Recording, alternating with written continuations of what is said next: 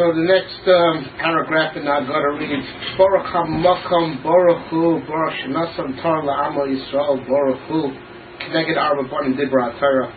Blessed be the place, blessed be He. Blessed be He who gave Torah to His nation Israel, blessed be He. And it's parallel to the four children that we'll talk about in the paragraph following, that the Torah spoke about. So, none of this makes sense. What are we talking about, blessed be the place? We know it's referring to God, but why are we referring to God as the place now? And what do you mean after that? Blessed be He. Blessed be who gave Torah to the Jewish people. Obviously talking about God, but why are we talking about this here and now? We're in the holiday of Pesach, which is the holiday of the Exodus, not the holiday of Shavuos, which is the holiday of giving the Torah. And what's the added blessed be He? And then we have to understand why this directly leads into the four sons, which this latter question we're going to discuss in our next Dvar Torah, Be'ezer Hashem. But now let's just decode this line of Baruch HaMakom, Baruch Hu, Baruch Shenasam Tar La'amo Yisrael, Baruch Hu, blessed be the place, blessed be He who gave the Torah to the Jewish people, blessed be He. To understand this, so the concept of Makom, that we call God Makom in some of our prayers. Right? So Chazal say that HaKadosh Baruch Hu is called Makom, and is called the place, because Hu Makom Shel Olam Ve'ena Olam Makom. He is the place of the world, but the world is not His place, meaning He makes existence possible. He makes space possible. He's the space for the world, but the world's not His space, meaning He gives space. He makes existence possible in the first place. It's not that just God actualized the potential for existence. God created the potential for existence in the first place. That's what it means He's the Makom. He gives space, because without space you don't even have the potential for a world. So it's God creating the potential for existence. That's why it's called the Makom, the space, because space is what makes possible that there could be things that will fill the space. So He creates space, means He created the potential for existence in the first place. Alright, blessed be He. Okay, so now Rabbi Zachavar, as well as the Kashet Tzemagid and others say that, as we mentioned, the famous Gemara in Sanhedrin that divides up history and destiny into three eras. Alpayim Tov, 2,000 years of formlessness, those are the 2,000 years that precede the Exodus, that the world wasn't running in its proper order. Then there's the 2,000 years of Torah that start with the Exodus properly. And then there's the 2,000 years of Mashiach. So the role of the first 2,000 years of world history is to create the potential for the order that then fills that world. When God developed the world, He had the world build up, and He had the Jewish people, build up to 600,000 men, and that's what it's called, that we were ready, we had the right numbers to become an independent nation. That's when the Exodus happened. So the first 2,000 years of the world is God creating the potential for the proper order. But that proper order has to have a base that it's chal on, a base that manifests itself upon. So God is first creating the potential for the order that He envisioned, and then the order happens. So that's what we mean, Baruch HaMakom, blessed be the place, right, that we're thanking God for the first 2,000 years of world history, because that's what makes possible the new world order that's ushered in by the Exodus. The base for that world order to manifest itself upon is what God built up over the first 2,000 years. And we're thanking God for creating the potential, to have that world, the matter of the world, that takes on the form of the Exodus. But you might think that God gets no glory out of those first 2,000 years of world history. So we're thankful that He created it, but He Himself got no glory from it, because those are 2,000 years where there wasn't the Jewish people, and there wasn't the Torah on earth. People weren't worshiping Him. People didn't identify as being His people. So you might think that He gets no glory out of it. We say Baruch Hu. No, He gets glory out of it, right? Because we can see that everything that he did during those first 2,000 years was a build-up towards the Exodus. As we say later in Haggadah, that God already planned it out with Abraham, how there's going to be a exile to Egypt, there's going to be a redemption from there. And Chazal tell us, that everything that happened in the lives of our patriarchs was a sign for what was going to happen to their descendants, that everything that happened prior to the Exodus was really a preparation for the Exodus, and we ourselves can know that.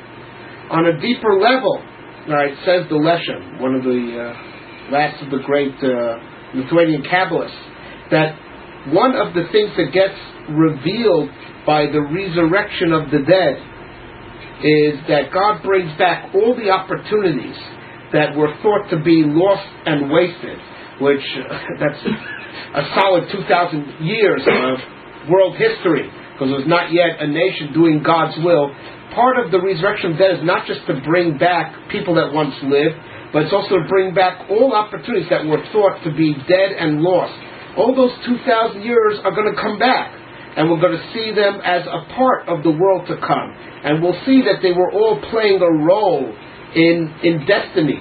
They were all playing a role in eternality. And we'll see that in the future as all those moments come back, and they have the right to come back in the future, together with the resurrection of all that was called dead and lost. It all comes back and has the right to come back, because it was all necessary in order to facilitate the Exodus. That's Baruch Hu. God will get glory from the potential state of the world. God gets glory also.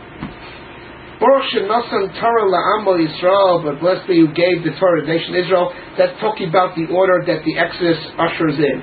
Already when Moshe first meets God for the first time by the burning bush, and God says, this will be your sign, Tabdino Kim al Harazeh, you're going to serve God at this mountain.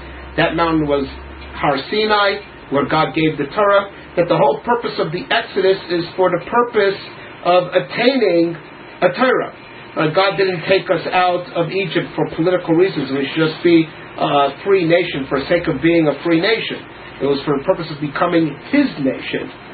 So the Exodus facilitated the fact that God could give Torah, which is His purpose in creation.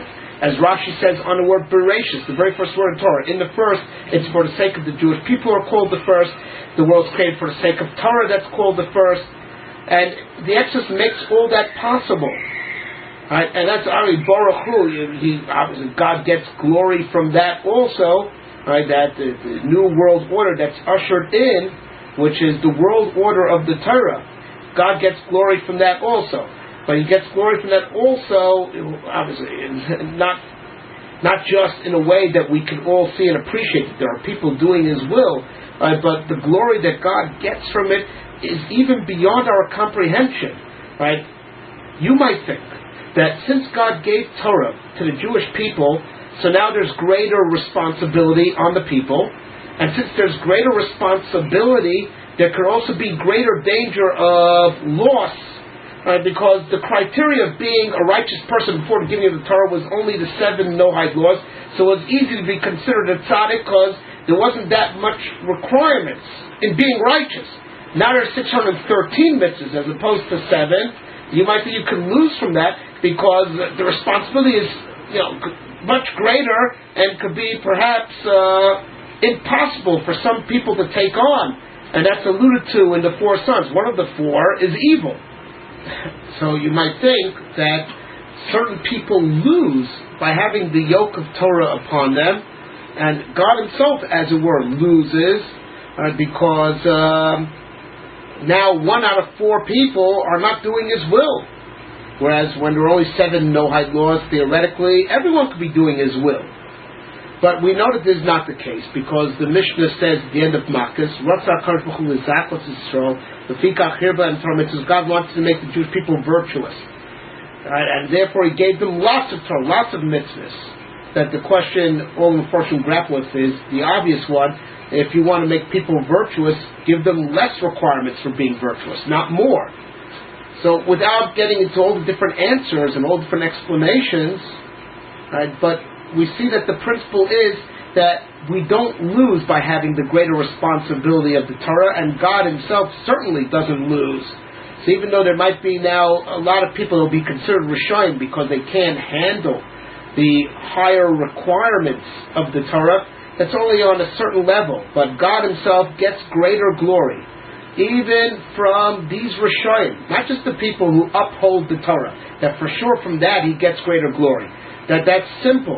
So He says, Baruch Torah L'Amo Yisrael, blessed be who gave Torah to His nation Israel, so that He gets glory from those who uphold the Torah. It's obvious. The added Baruch Hu, blessed be He, that the added He gets blessing from the non-obvious that you wouldn't have thought of. That is even from the Rasha that can't properly observe God's commandments, can't or is not interested. It makes no difference. God gets more glory out of that Rasha that's not properly observing the 613 mitzvahs. He gets more glory from that guy than as if he would have not given the Torah in the first place, and that guy would have been considered a tzaddik because he could have handled, or he would have been interested in the 7 Noahide laws, and now because God gave him the Torah, so it's 613, and it's too much for him, God still gets more glory out of him that way than if he would have left him a guy with only 7 mitzvahs. So how the whole frame of history and destiny is what's being alluded to in that line. I'm talking about the first 2,000 years, and don't think that from those first 2,000 years of world history, which was just setting up for the Exodus, God got no glory. He got glory from those 2,000 years also. That's the Baruch Hu. And then from the giving of the Torah, don't think He just gets glory from the tzaddikim who uphold the Torah. He even gets glory from the Rishonim who can't handle the Torah. From them also He gets glory, more glory than if He would have not given them the Torah. And this is all made possible, like we said, by the Exodus. The Exodus is what triggers this whole process into motion. That the world goes from potential to actual. That the world before the Exodus is just a potential world. That's Baruch HaMakom. And then that the world is finally in the actual state that God always wanted from the get-go. That's what the Exodus triggers. That's Baruch Torah L'Amo Yisrael. Now, after the Exodus, God could give the Torah to His nation Israel, and from both those states, God gets glory in ways beyond what we could imagine.